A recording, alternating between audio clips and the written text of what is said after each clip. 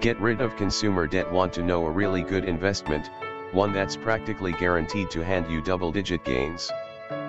Pay off that revolving debt. According to the Federal Reserve Bank of New York's Center for Microeconomic Data, the average household here in the U.S. has around $8,161 in revolving debt. More than $6,500 of that is credit card debt. And let's face it, a lot of us owe a lot more than that. Now imagine paying off that nasty revolving credit card debt. Say you carry a credit card with an APY of 19%.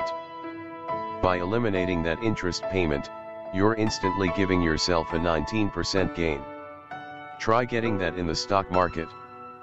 Not only that, but before you get started investing, it's important that you address your consumer debt. Trust me, it will be one of the best decisions you ever make. Is all debt bad? Unlike Dave Ramsey or Susie Orman, we at Investor Junkie don't necessarily think that all debt is evil. Debt can be used as a tool to increase income either immediately, as in rental real estate, or in a college education. A few rules of thumb for good debt: it's a long-term loan, 10 years or greater. You can use the debt as You can invest for a higher return than the interest rate on your debt. It is considered good debt. Generally, mortgages and student loans meet this test, while credit cards usually do not. The interest rate is fixed, as opposed to adjustable, revolving or balloon payment. Adjustable, revolving or balloon rates amplify the risks associated with taking on the debt. Now, this doesn't mean you should go into $200,000 of debt for a sociology degree or buy a 10,000 square foot house when only making $100,000 a year. When debt is considered good debt, it's only under the correct circumstances, at the right time, at certain terms. To learn more about good and bad debt, check out this article that breaks down the differences between the two: how to tell good debt from bad. Good does not exist without evil. Eradicating bad debt is the best investment you can make, both in terms of the return and your restored sanity. As an added bonus, it is a low-risk, guaranteed return investment. So what is bad debt? Credit cards come to mind. Why? For one, they usually have inflated interest rates when compared to student loans and mortgages. They also usually represent hyper-consumerism, not always, but often. A simple rule of thumb: it makes sense to pay down debt first before investing, if the investment rate of return is lower than your debt APR. Why should I pay off my credit card debt? Just in case you need more convincing, here are some reasons why it makes sense to pay off your credit card debt. It locks in a guaranteed rate of return. In this low interest rate environment, try finding a fixed income investment that returns at the rates you have on your credit card debt. Paying down a credit card with a 19% APR has no risk for return. An investment's return, on the other hand, is never guaranteed. It frees up your cash flow. What could you do with all the extra money lying around after you no longer have debt payments? It removes risk. Debt of any kind comes with a certain amount of risk. How would you pay your bills, including your debt, if you lost your job? What about if you were disabled?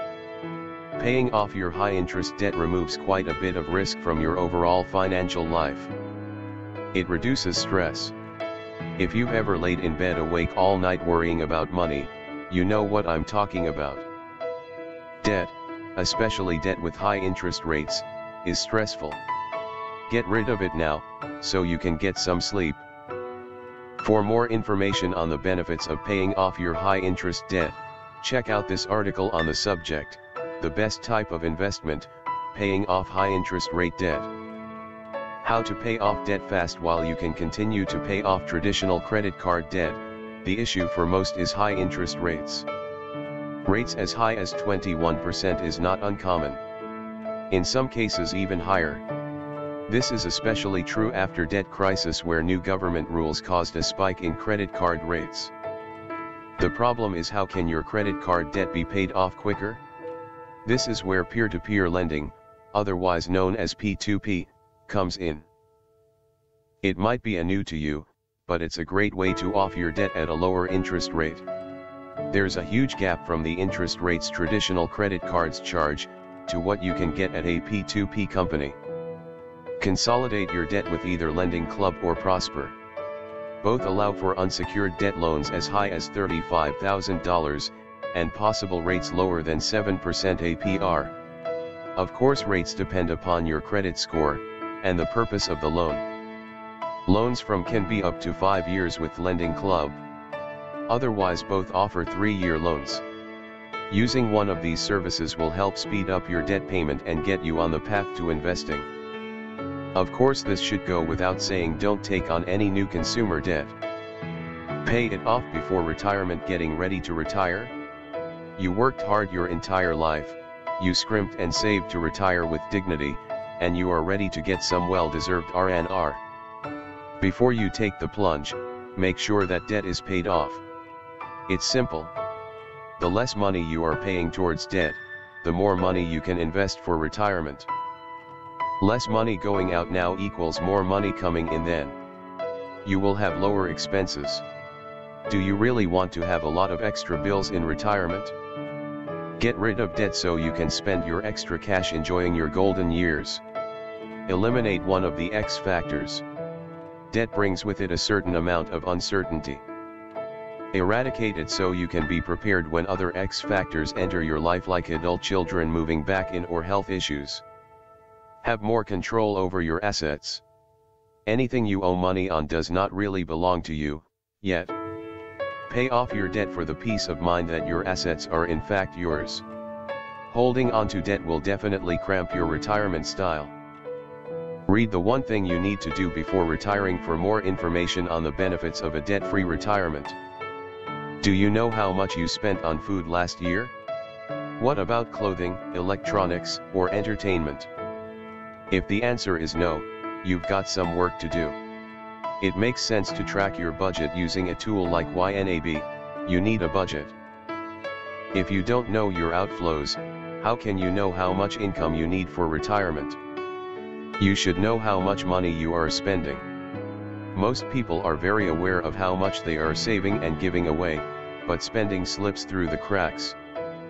By knowing how much spend and what you spend it on, you will be able to make tweaks and changes to adjust that spending to align with your financial priorities, like getting out of debt. Assess your financial habits on a more obvious note. You should never be spending more than you make. Ever. Make sure your spending habits are allowing you to pay off debt, and not putting you further in the hole. Check out how to maximize the return of all your financial activities. To read more about spending and saving efficiently. By leveraging debt as a tool, it can quickly turn from foe to friend. For example, it is often a good idea to keep your mortgage around as opposed to prepaying it. A few things to consider when deciding whether or not you want to pay off your home early. How many years do I plan on living here, or keeping this rental property? What are the terms and interest rate? Can I refinance for a lower interest rate? How high are my federal and state taxes? Do I have other high-interest debt that I could pay off first? There are many reasons people choose to pay off their mortgages early. However, there are also reasons to keep it around for the life of the loan, or close to it. The mortgage tax deduction note: this is only relevant if you itemize on a Schedule A. Inflation can work in your favor, as goods get more and more expensive each year. Opportunity costs should also be a factor.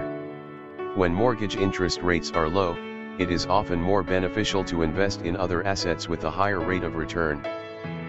Don't wait to start investing. This is the second step in our complete series of Getting Started Investing. If you're a beginner who's looking to make your first investment and build wealth for the future, then read on. If you haven't started investing yet, now is the time. No, seriously, right now. Don't make investing more complicated than it needs to be, and don't be afraid of taking action. The pain of not taking action will worse when retired and not having enough money saved. I wish I saved less when I was younger, said by no one in retirement. Go open an online brokerage account and enjoy the benefits of investing early. If you are young, time is on your side. Compound interest has more time to work its magic. Basically, compound interest can work for you, investing, or against you, debt. Make it work for you starting today. You would be amazed at the difference even a year makes. You will have more time to bounce back from mistakes. It's a rite of passage for every investor to screw up miserably. This is totally fine when you are just starting out. Chances are, A, you are young enough that you have time to bounce back, and B, you haven't invested enough to lose significantly yet. Make mistakes, learn from them, and move on. Volatile markets are easier to recover from. The market goes up and down constantly, which can make for large gains and losses in your portfolio. Thankfully, over time the market trends up. By investing early, you can weather that volatility more easily than someone close to retirement. It's easy and cheap. Anyone can invest these days, and it doesn't take much money to do so. Buy and trade ETFs quickly at low trade fees. Look at that, you're an investor now. Make room in your budget. Can you cut out $50 to $100 of spending each month? I'm willing to bet that you can.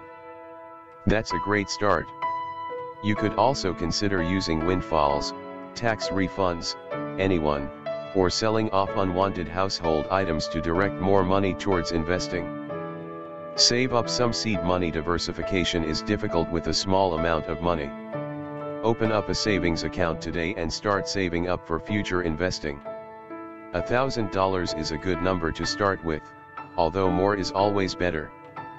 Make savings automatic. Try funding your seed account with automatic direct deposit from your paycheck.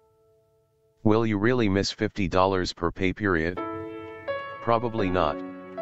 But by year end you will have saved $1,200 with little to no effort.